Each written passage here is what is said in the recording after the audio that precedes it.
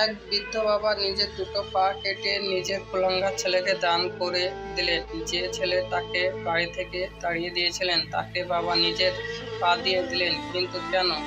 এর পিছনে লুকিয়ে আছে এক ভয়ানক সত্য।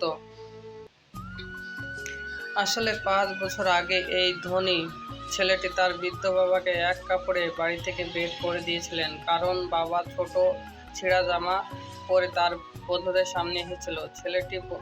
ছেলেটি বলেছিল, তোমার মতো গরিব আমার স্ট্যাটাস নষ্ট করে। বাবা নীরবে চোখের জল ফেলে চলে যান। কিন্তু নিয়তির খেলা দেখুন, ঠিক 5 বছর পর সেই ছেলেটি এক মস্ত বড় রোড অ্যাক্সিডেন্টে নিজের পা দুটো হারিয়ে ফেলে।